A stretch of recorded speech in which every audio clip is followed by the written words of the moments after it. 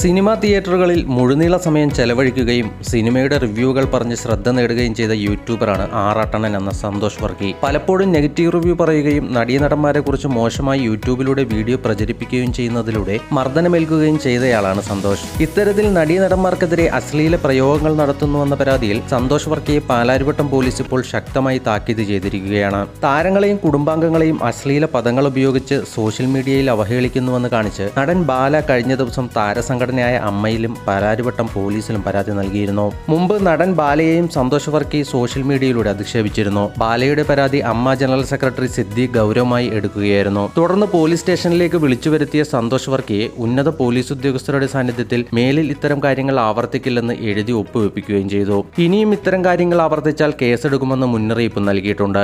Cinema റിവ്യൂവിന്റെ മറവിൽ നടീനടന്മാർക്കെതിരെയോ കുടുംബത്തിനെതിരെയോ അശ്ലീല പരാമർശം നടത്തുന്ന യൂട്യൂബർമാർക്കെതിരെ കർശന നടപടി സ്വീകരിക്കാനാണ് സിനിമാ താരങ്ങളുടെ സംഘടനയായ അമ്മയുടെ തീരുമാനം. അതേസമയം തന്റെ പരാതിയിൽ സന്തോഷ് വർക്കിക്ക് തെറ്റുതിരുത്താനുള്ള അവസരമാണ് നൽകിയതെന്ന് നടൻ ബാല പറയുന്നു. കഴിഞ്ഞ ദിവസം ഒരു നടിയെ സിനിമയിൽ ലിപ് ലോക്ക് ചെയ്യണമെന്ന സന്തോഷ് വർക്കിയുടെ പ്രസ്താവന വിവാദമായിരുന്നു. ആറാട്ടണ്ണൻ എന്ന തന്റെ യൂട്യൂബ് ചാനലിലൂടെയാണ് ഇയാൾ ഇത്തരം വീഡിയോ പങ്കുവയ്ക്കുന്നത്. നേരത്തെ ചെകുത്താൻ എന്നറിയപ്പെടുന്ന യൂട്യൂബറും ബാലയുമായുള്ള വിവാദത്തിൽ സന്തോഷ് വർക്കിയുടെ ഇടപെടൽ ഏറെ വിവാദമായിരുന്നു. തുടർന്ന് ബാല തന്നെ തടവിൽ വെച്ചെന്ന ആരോപണവുമായി സന്തോഷ് വർക്കി രംഗത്തെത്തുകയും ചെയ്തു.